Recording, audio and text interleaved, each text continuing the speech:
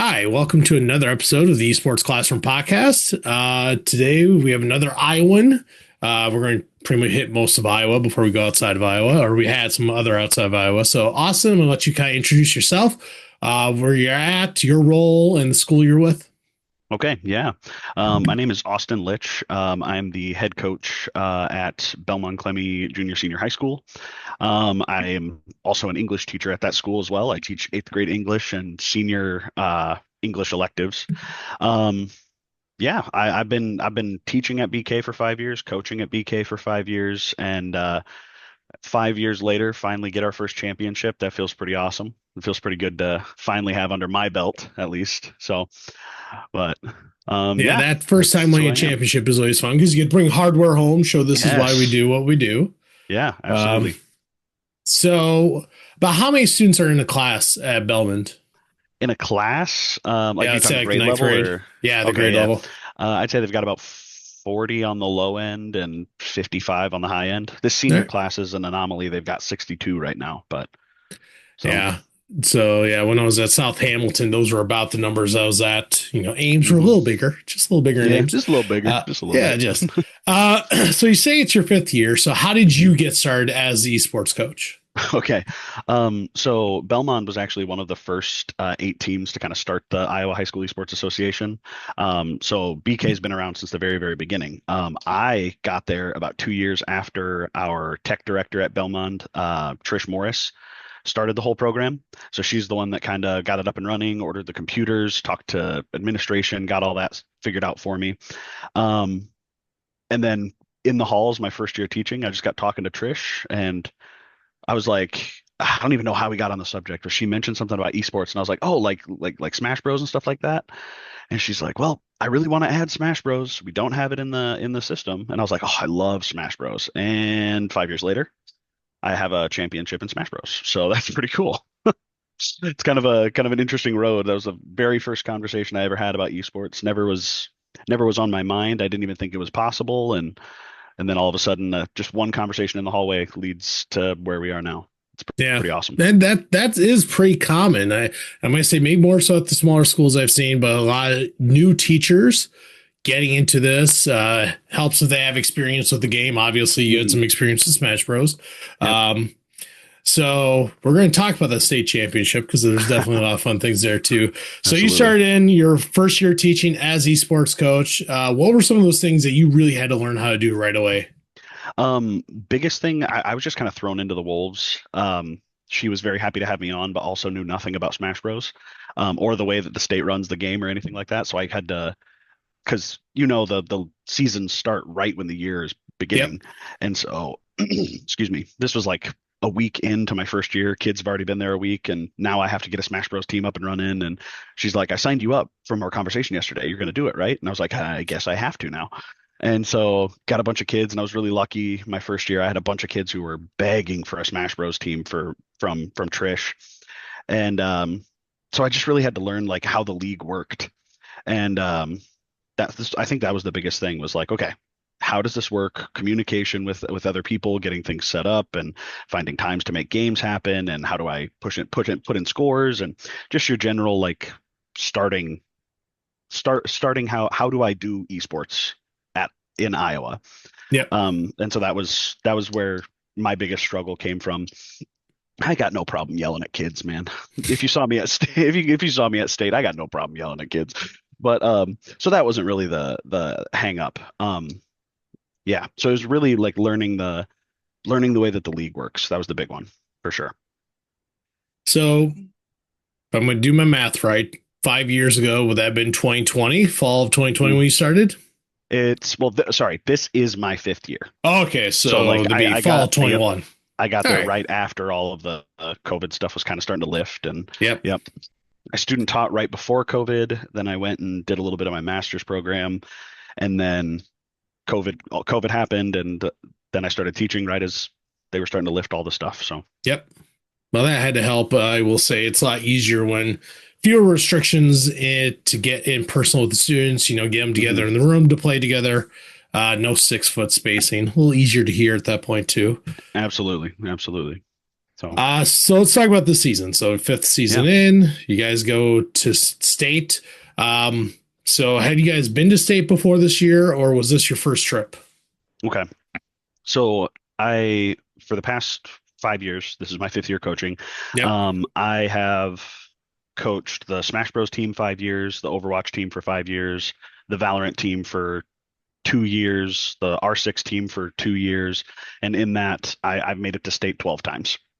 So And so we always get the hype of going to state. The first time it ever yep. happened, our school was freaking out and was like super happy about it. And now this last time, uh, they were all like, "Oh, cool, we made state again." Yep. And like I know that kind of sounds like a brag, but at the same time, it was like, "Come on, guys, let's get hyped." Like they don't understand how big of a deal it is to make it to state. And but they're like, "Yeah, but you guys make it to state all the time. We know you're good. We're not going to hype you up if you're already feeling it, you know." So yeah, we've been to state quite a few times. This year just felt different though. Going in, it really it had a different vibe to it. I didn't really have to ask the parents or the school to get on board this time around. They had a whole Yep. pep rally for us. We've never been the number one seed, and so that was really really awesome. We've been number two a lot, but we've never been the number one seed going into state. And so the school threw a pep rally, and the cheerleaders did this thing on TikTok for us, and it was really cool. They learned some new cheers revolving around esports, and so that was kind of fun. They really got involved in that, and my kids. At first, they were hesitant because they were like, "Oh, there's a lot of people looking at us, stereotypical esport thing. I just Yep. want to do my thing and go home," which, to each their own. Yep. So that when they heard about a pep rally and all this, they were like, "I don't want to do that. I'm not doing that." And then on the van ride to state, they were all like, "That was pretty cool. That was pretty fun." Like Yeah. people cheering us on and wishing us good luck. So Now that may have been the first time I've heard about the cheerleaders learning a cheer for esports. So that, I mean, it I'm going to say was that's really cool right it there. was kind of wild. Well, I'll say this too. About 3 years ago, we were a contender for the first seed, and the cheerleaders were like, "Oh, let's do a cheer and come and cheer you on during the game." And I had to be like, "I'm really sorry. It's going to distract them more than anything. It's going to make them nervous." And Yep. I was like, "I love the sentiment, but maybe do a cheer beforehand and then sit and watch." Like, so yeah. We'll say esports players, there's a stereotype, and sometimes it fits, where they, like you said, they just want to play the game. They get That's where I think you have that history going to state that helps because, that first time I think you probably experienced too, you get a student who goes to state for the first time, they don't know what to expect. Hmm. And being on a literal stage while people are watching you play, you may be able to hear the shoutcasting going on behind you. That is a whole level of stress that wasn't there in the regular season when they're just Yeah. playing online. Yep, absolutely. And the very first time we went to state was my first year teaching, first year coaching Overwatch season. That Oh was yeah. the first time they decided to do it all in person. And I think it was at a college, like in the lobby. I don't even remember what college it was at, but it was in a college and it was in some lobby area off to the side where like kids can go get food here and then walk over and sit there. But they Yeah. turned it all into this big esports area. And That I'm was in West Des pretty Moines, sure I there think was, maybe. yeah, something, Yeah, something. And there was like, that's kind of a little like sporting area they have there, which they actually no longer do esports there. oh, are you talking the Recplex? Yeah. Was Oh that no, it, or were you I'm talking talking? even before the Recplex. The Oh, Recplex was probably a big Simpson, upgrade. not Simpson. Simpson. No, no, no, it was Simpson. Oh yeah. Yeah, yeah, Yep. yeah. We competed in that big lobby area, and I was like, there is a ton of people here. My kids couldn't even hear each other with the Yep. headsets on, volume all the way up, and there was just so much happening. And we had Rocket League players sitting like right next to us, and yeah, so yeah, it was a lot. But we've upgraded a lot since then. State is just a phenomenal thing to be a part of, and Yep. yeah, that's the goal every year is make state, make state, make state, make state.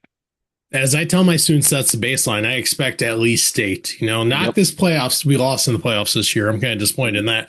But on to the next sport or the next absolutely. title, really. Hmm. So what are those things like? How did you run your practices, or what is the thing you've learned to do really well in your practices that's kind of helped you get to this point? I kind of changed my coaching strategy for different games. Like I can't coach Smash Bros the same way I coach Overwatch. It's just not how it works. Sorry, my cat's trying to come up here right now. Um, That happens. and hazard of the job. And but I can't coach Smash Bros and Overwatch the same way because like in Smash Bros, I don't need to teach communication. I don't need to teach like syncing up moves and things like that. Yep. Um, but in Overwatch, I have to do that. Like Overwatch is like communication, communication, communication. So I take a more one-on-one approach to Smash Bros. So like this Smash Bros season, we incorporated a new thing called the Gauntlet.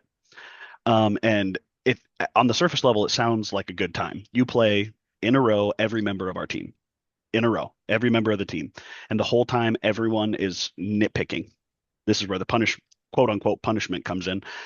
But it's really like a learning moment. It's like if it's something we've talked about and talked about and talked about and talked about, and they just aren't getting it, run the gauntlet. You're running the gauntlet, and I'm going to have my guys play characters that are going to force you. Like if you're having a problem with teching off stage, we're going to grab you and we're going to chuck you under stage. Everyone's playing Yep. Donkey Kong, and you got to figure that out. And we're going to run it until you get it. And then we go back to normal 1v1s. You know, if someone's having an issue with zoners one day, I'll throw them up against my DDD, my K rule, and my Link. You know, if someone's having a problem with fighters, my fighter guy will run the list over and over and over again. But for Overwatch, actually earlier today, about 1 o'clock, 2 o'clock, I got out of a meeting with my co-coach. His name is Garrett Griffin. He's exclusively online. He lives in Nebraska, and he is the Overwatch guru. Um, but him and I just got out of a meeting where we were taking last year's players, their top characters, and we Hmm. were putting them into what comps can we make out of this? Like these top five characters, each person plays. What comps can we make out of this? What can we make work? What are we missing? Like I'll just go ahead and say it. This year we don't really have a dive, you know, so that we know going into the season that that's something we need to craft. We have a Yep. brawl, we have a poke, we have a spam, we have all these things, but we do not have a dive this year. And so all of my players before the season is because we haven't started practicing Overwatch yet, and our first game is in a week and 2 days. Yep. And yep, and so we haven't started practicing because of Smash Bros. Going so long. And so for Overwatch, the biggest thing I'm going to have them focusing these dive characters. We're going to try dive a few times. Um, Me and my co-coach kind of our heads butted against each other a little bit there because he was like, "But how long are we going to devote to learning dive?" And it's uh, it's really nice to have another brain to bounce things off of for Yep. sure. So I think our Overwatch practices are a lot more team heavy, whereas Smash Bros is a little bit more what can I do to boost the team and make it easier for the next person coming up. Yep. I would totally agree with that. That communication. I had a lot of seniors graduate, so I got a lot of new kids myself this year. So the first couple we've been able to meet a couple times because Yeah. again, not going to state helps. There's no off season. That's the thing. There's never an off Hmm. season. It's an off day, pretty much is what you get. But we still don't know what we have as a team. It's been Mm. mostly getting kids comfortable with computer lab, getting them comfortable with signing on to a PC for the first time for some of Oh them. man. I still got some kids who don't know what a BattleNet account is. I'm like, okay, you gotta go and get this. You have to get this. Otherwise, you can't log in. Like Yep. my Rocket League kids, they're up and running. I'm not worried about them. Hmm. Overwatch, tomorrow's practice. Hopefully, we have it. I Yeah. haven't seen if we're delayed or not yet. Seems like a lot of small schools around us are getting delayed. Iowa State is Yeah. canceled for tomorrow, so that could affect Really? us, you know. Yeah. Wow. Yeah. We just got a Yeah, 2 hour delay about a couple hours ago, yeah. for The sure. only time weather affects esports is if we don't have school. If we don't have Uh, school, you're right. yeah, Yep. kids can still be playing online. Hmm. So, what are some of the biggest challenges you've had to overcome as a program or as a coach? Um, as a coach, I would say one of the biggest like struggles that I've run into is where do I draw the line? You know, Hmm. because my students, like my players, know that I care about them a lot. They know that I'd hell and back for them all. But they also know that I expect a ton out of them. And so where do I draw the line between like, okay, I'm really frustrated with you right now, but I care about you versus I'm really frustrated with you, exclamation point, exclamation point, exclamation point. Yep.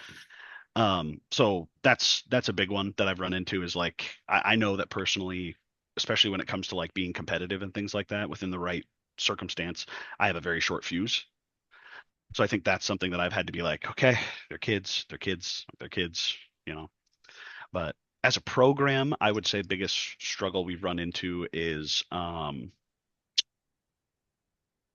keeping the kids' mentals up. Hmm. Um, we have something that one of my other coaches who was here before me, we notoriously called the BK Blues, and it was anytime we started losing a little bit, we lost by a lot of it, Yep. and it turned into a big problem that we I feel like last year we ended up breaking, and so that was a really cool feeling to finally be like, okay, like we're over it now, we can move past it, and so anytime we even lost a little bit of ground, we just didn't give up, and so last year was death to the BK Blues. This year is BK doesn't quit. That's kind of like we have like a motto for each year, and that kind of keeps everyone in the loop and like, okay, this is what we're striving for. This is what it is, and we don't quit. That's the motto this year. Make it through the year. We don't quit. I think that's a good mile to have, and Hmm. hopefully gets you the state again. But yeah, I think that's the thing. Those kids have to learn this isn't playing at home. Like, if I'm having a bad game at home, I'm just going to turn it off or play a different game. Whereas now I have to keep going and my team has to Hmm. be with me. I just have to, that's that perseverance and the ability to come back from it. That's something you Absolutely. learn in sports, Yep. even esports. It's something you have to learn if you want to do well. Yeah. And I think that's a big thing that we've been preaching to the community. We've been really, really lucky. And we've only had like a few hecklers over the years, a few people that I've Yeah. had to be like, all right, like really, we're attacking kids for something they're involved in now. Like ultimately, that's what you're doing. But we've been really lucky with like the school board being on board with everything. They asked us to come and speak at the school board and kind of explain to them what our program's been up to, how successful we've been. Um, I have a activities coordinator who is extremely, extremely generous to our program. Like I just put in a PO on a whim, just being like, "Hey, we need new jerseys. Like, here's something I quoted." And 2 weeks later, all the jerseys showed up, and he didn't even tell me he ordered them. He was just like, I thought you wanted them. And I was like, yeah, I just Yeah. didn't think you'd get them for me, you know? So we've been really, really lucky. And it wasn't always like that. When the program first started, or so I've heard, there was some major pushback from the community, a lot of, just the usual fight back Yep. and everything. But I think one of the things that, and I started my coaching career like this, like be the bigger person and let my skills do the talking, you know, let my skills, let the team's success do the talking. But then there's that little short fuse in me that wants to come out and be like, hey, why are we picking on kids? Yep. You're an adult. Why are we picking on kids? Right? It's a kid that wants to be involved in an activity. Why are we targeting them? So it's a fine line that I've had to kind of dance. And when do I speak? When do I hold my tongue and let my state championship talk for me? So Well, it seems like you've shown through success, not just with wins, but with the kids themselves, that there's a reason we do this. hmm So that's now the reason why you don't have to do it. And that's always, I think, the fear in a lot of esports in my mind is we're always facing that stigma of we're playing video games at school. So now I have to justify why we're doing that. But yet football, and I love football, so I'm always going to say that. But football, you got a player that gets a concussion every game or breaks the leg, and they don't have to justify why they have to keep the football program. But esports, we always have to kind of be hmm justifying why we have this. yeah, But it it's kind of is getting crazy. to that point where we're showing like kids getting scholarships. We're getting kids who are getting involved. Um, Talking to an esports coach from Michigan, he was really talking about how he hasn't had to deal with grades in so long Yeah. because the kids know they have to be eligible to play, and all the kids' grades all of a sudden they're passing where they weren't before. hmm it's when kids have that accountability, Yep. something to keep them on their work, keep them focused, knowing that there's a real consequence, something that can actually be taken away from me, um, then they kind of get it right. And Yep. I agree with the whole accountability piece and the whole grades, because the students that I have notoriously are like C's and D kids, but I've had this one kid who I had him as an eighth grader, and when he started with me for esports, he was not a solid academic. But over the 5 years that I've had him, he has grown into not like 4.0, but he's up there. He's at least got enough to get some scholarship offers and things like that. So his GPA is up high enough where people are like, okay, we can't just take you on your skill. So you got the Yep. academics to back it up. We know that you'll pull through, and we know that we can count on you. So come on over. And I think that's always going to be one of those wins you have to share for why we do what we do. I think I will say having that activities director support you, that's Hmm. kind of it's hit or miss, I think, in a lot of school districts, especially monetary. Because again, we're an activity, it costs money to run esports. Like the Hmm. jerseys, you said, like I was able to buy jerseys because of donation. Hmm. Actually, my current donation, our little fundraising stuff, somebody donated $1,500 over Thanksgiving break, and I'm like, Wow. well, okay, now I don't just have money to buy those Nintendo Switch 2s I need to buy. Now I can actually start thinking about more equipment or Other other things, yeah. stuff. Yep, the budget Yeah, just got bigger. Yeah. something to And make it so that my kids don't have to worry about what equipment they have. and I will say, like, he is generous to us, but we do fundraise as well. Yep, We just got done with our one of our biggest annual fundraisers is we just do a bake sale at the intermission of the musical, and we do it 2 nights, and we make almost $1,000 every year doing that. And so I think that's why he's so generous, is because I don't ever ask for anything. yep, Because like I went and I bought Smash Bros, all the DLC, Mario Kart, all the DLC, some Switch cases to get them to state and everything.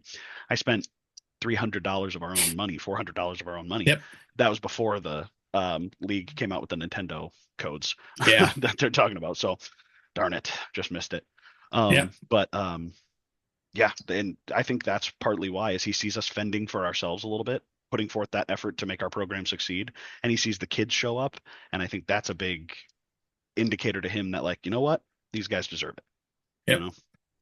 Yeah, that's why I keep track of how many kids we have for each program, how many unique kids. So we can always share that out. And again, the why we do this. Before we go to the last question, is there anything else you want to share or any other kind of thing you want to promote about your program? Yeah. So my, it's not really about my program. Is that okay? Okay. That works for me. Okay.